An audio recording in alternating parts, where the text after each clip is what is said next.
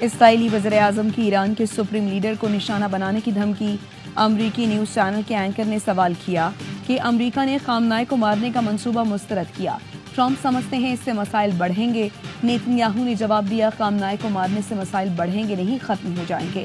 ہم ایرانی جوہری خطرے کو ختم کرنے کے لیے پرعزم ہیں۔ ہم نے سینکڑوں راکٹ تباہ اور بڑی تعداد میں لانچرز کو نشانہ بنایا، آدھے ایرانی ڈرونز تباہ کیے، اہم مرکزی ریڈار اور ریڈیو ٹی وی عمارت پر حملہ کیا۔ ایرانی فضائی حدود کو ہم کنٹرول کر رہے ہیں، ایران کے ساتھ امن مذاکرات میں دلچسپی نہیں رکھتے۔ اسرائیل کی حمایت کرنا امریکہ کے مفاد میں ہے۔ اسرائیلی حملوں کا اسی کی زبان میں بھرپور جواب دیں گے۔ اسرائیل اپنی احمقانہ جارحیت پر پچھتائے گا۔ ایرانی صدر مسعود پزیکشیان کا دو ٹوک جواب، کہا اسرائیل جس سطح پر حملہ کرے گا اسی سطح پر جواب دیں گے۔ کمانڈر کے ہاتھ سے جھنڈا گرے گا تو دوسرا کمانڈر اسے تھام کر میدان میں اترے گا۔ دشمن کی جارحیت کا پوری قوت سے جواب دیں گے۔ ہم جنگ کو وسعت نہیں دینا چاہتے۔ نیتن یاہو نے ایران پر حملہ کر کے جنگ شروع کی۔ تل ابیب کے بنکرز میں چھپے جنگی مجرم کو نہیں چھوڑا جائے گا۔ جب تک ایرانی عوام پر حملے نہیں رکتے، تہران نہیں رکے گا۔ ایرانی وزیر خارجہ کا دو ٹوک موقف۔ عباس عراقچی کہتے ہیں واشنگٹن کی ایک کال نیتن یاہو کو خاموش کرا سکتی ہے۔ ٹرمپ سفارتکاری کے حامی ہیں تو اب ہم اہم فیصلوں کا وقت ہے۔ نیتن یاہو کو لگام دی جائے تو بات چیت کی راہ ہموار ہو سکتی ہے۔ ایران نے خبردار کر دیا، جو ممالک اسرائیل کا ساتھ دیں گے وہ بھی نتائج بھگتیں گے۔ اسرائیل پر حملوں میں صرف فوجی اہداف اور تنصیبات کو نشانہ بنایا گیا۔ ایرانی مندوب نے اقوام متحدہ کو آگاہ کر دیا۔ ایران کے پاس کسی صورت ایٹمی ہتھیار دیکھنا نہیں چاہتے۔ ایران اور اسرائیل کشیدگی کم کرنے کے لیے ہی اکٹھے ہوئے ہیں۔ کینیڈا میں G7 اجلاس کے موقع پر ڈونلڈ ٹرمپ کی برطانوی وزیر اعظم کے ہمراہ میڈیا سے گفتگو۔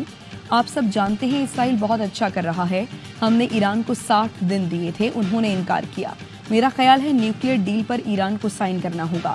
ایران نیوکلیئر ڈیل پر دستخط نہیں کر رہا، وہ بے وقوف ہے۔ ایران کو نیوکلیئر ڈیل پر دستخط کرنے چاہیے۔ بائیڈن انتظامیہ کی ناکام پالیسیز کے باعث جنگیں شروع ہوئیں۔ امریکی میڈیا نے دعویٰ کیا ہے ٹرمپ جنگ بندی کے لیے G7 کے مشترکہ اعلامیے پر دستخط نہیں کریں گے۔ پاکستان نے اسرائیل پر ایٹمی حملے سے متعلق کوئی بیان نہیں دیا۔ نائب وزیر اعظم کی سینیٹ میں برطانوی اخبار میل آن لائن کی خبر کی دو ٹوک الفاظ میں تردید۔ کہا برطانوی اخبار نے بے بنیاد خبر دی تھی کہ پاکستان اسرائیل پر ایٹمی حملہ کر سکتا ہے۔ پاکستان ایک ذمہ دار ایٹمی ریاست ہے۔ ہمارا نیوکلیئر میزائل پروگرام صرف اور صرف ملکی دفاع اور سلامتی کے لیے ہے۔ فلور آف دی ہاؤس پر پالیسی بیان میں کہا 13 جون کے بعد کئی جعلی خبریں سامنے آئیں۔ صدر ٹرمپ اور خواجہ آصف کی AI سے بنائے گئے ویڈیوز گردش کر رہی ہیں۔ پاک فوج الرٹ ہے، ہم اینٹ کا جواب پتھر سے دینا جانتے ہیں۔ یہ بچوں کا کھیل نہیں، جنگ کو مذاق نہ سمجھیں۔ اسرائیل کی جرت نہیں کہ پاکستان کو میلی آنکھ سے دیکھے۔ اسرائیل نے ایران پر حملہ کیا تو پاکستان نے اپنا واضح موقف دیا۔ ہم معاملات مذاکرات کے ذریعے حل کرنے میں یقین رکھتے ہیں۔ ایران کی پارلیمنٹ میں شکریہ پاکستان کے نعرے لگ گئے۔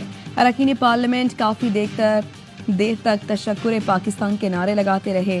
ایرانی صدر نے پارلیمنٹ سے خطاب میں کہا پاکستانی سینیٹ نے ایران کے خلاف اسرائیلی اقدام گھناؤنا قرار دیا اور یہ کہا جہاں بھی ہمیں ضرورت پڑے گی پاکستان ہمارا ساتھ دے گا۔ مسعود پزیکشیان کی تقریر کے دوران اراکین پارلیمنٹ نے نعرے لگائے۔ ایران کے تابڑ توڑ میزائل حملوں نے اسرائیل میں تباہی مچا دی۔ 4 روز کے دوران بیلسٹک میزائل اور ڈرون حملوں میں 24 اسرائیلی ہلاک اور 600 زخمی ہوئے۔ نیتن یاہو آفس نے حملوں میں 30 مقامات کو نشانہ بنائے جانے کی تصدیق کر دی۔ تل ابیب اور بیت یام کی کئی عمارتیں کھنڈر بن گئی۔ تل ابیب میں امریکی سفارت خانے کو بھی نقصان پہنچا۔ ایرانی حملے کے بعد حیفا کے پاور پلانٹ میں شعلے بھڑک اٹھے۔ بن گوریان ایئرپورٹ پر بھی ایرانی میزائلوں سے نشانہ بنایا گیا۔ آئل ریفائنری اور اہم سائنسی تحقیقی مرکز وزمان انسٹیٹیوٹ کو بھی نقصان پہنچا۔ ایران کی اسرائیلیوں کو تل ابیب چھوڑنے کی وارننگ۔ عبرانی زبان میں جاری پیغام میں کہا اپنی سلامتی چاہتے ہیں تو شہر چھوڑ دیں۔ تل ابیب پر ایرانی حملے کا خطرہ، اسرائیلی شہریوں میں خوف کی لہر۔ اس سے پہلے اسرائیل نے بھی تہران کے شہریوں کے لیے انتباہ جاری کیا تھا۔ اسرائیل کا ایران میں شہری آبادیوں پر حملہ، اسپتال اور ٹی وی چینل کی عمارت پر بھی حملے۔ براہ راست نشریات کے دوران ٹی وی چینل کی عمارت پر حملہ ریکارڈ۔ کرمانشاہ میں فارابی اسپتال کو نشانہ بنایا۔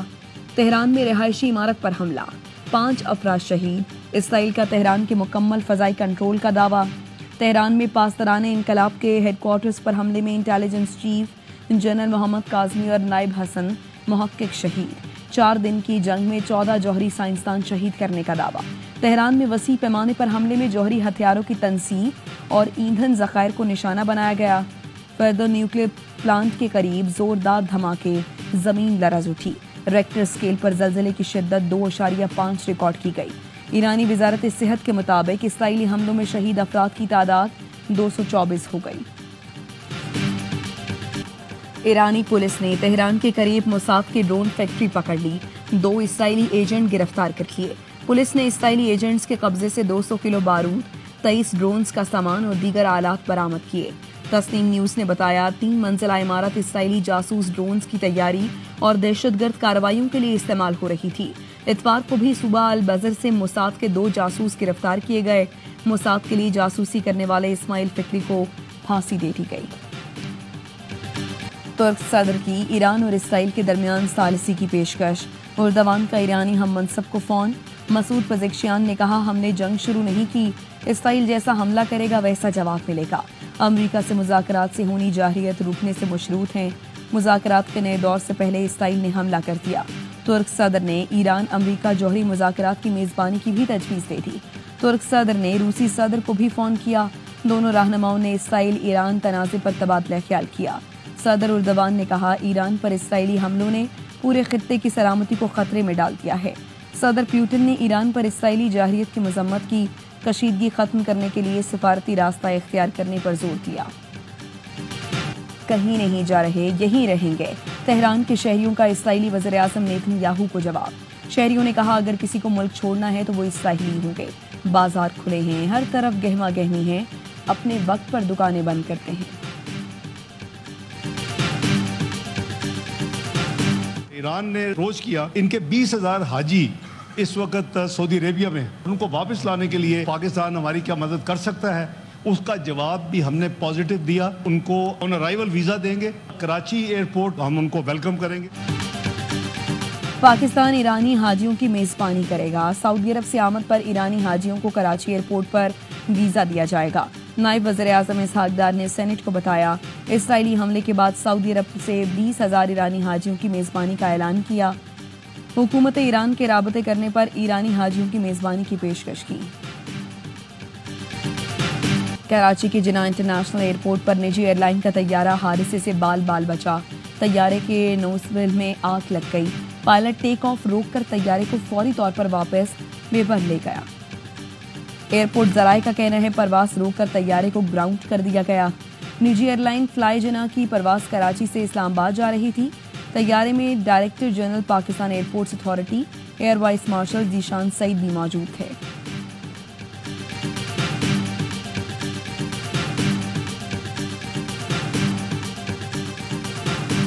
قومی ایئر لائن پی آئی کی نجکاری اہم مرحلے میں داخل۔ ملک کے بڑے گروپس کو پی آئی اے ملازمین نے خریداری میں دلچسپی ظاہر کر دی۔ ذرائع نے بتایا فوجی فرٹیلائز کمپنی نے اپنی پیشکش پرائیویٹائزیشن کمپنی کو جمع کرا دی۔ بینکنگ گروپ عارف حبیب اور ٹیبا گروپ نے بھی نجکاری کمیشن کو درخواست دی۔ سی بی اے پیپلز یونٹ کی ساسا اور پی آئی اے ملازمین نے بھی خریداری کی مشترکہ پیشکش جمع کرا دی۔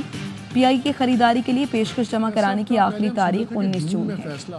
نومبر کی تاریخ سن رہے ہیں، جلدی آ جائے گا، سخت آ رہا ہے، نرم آ رہا ہے؟ نہیں جی، اس میں تو بالکل آپ کو ایکسپیکٹ کرنا چاہیے۔ میری تو کنوکشن ہے کہ اس میں کورٹ مارشل بھی ہوگا اور عمر قید بھی ہوگی۔ فیض حمید سے متعلق فیصلہ بہت جلد آ جائے گا۔ فیض حمید کا کورٹ مارشل بھی ہوگا اور عمر قید بھی ہوگی۔ سینیٹر فیصل وادہ کی پروگرام خبر میں گفتگو، کہا فیض حمید کیس کا تعلق بانی پی ٹی آئی سے بھی جڑے گا۔ بانی پی ٹی آئی کی سزا پی ٹی آئی انجوائے کر رہی ہے۔ قمر جاوید باجوہ کو مشورہ ہے متنازع باتیں کرنے سے گریز کریں۔ قمر باجوہ کے دور میں مارشل لاء کی پوری تیاری کر لی گئی تھی۔ فیلڈ مارشل عاصم منیب نے جس دن ٹیک اوور کیا مارشل لاء پلیٹ میں تھا۔ فیلڈ مارشل عاصم منیب نے کہا جمہوریت پسند ہو اور مارشل لاء مسترد کر دیا۔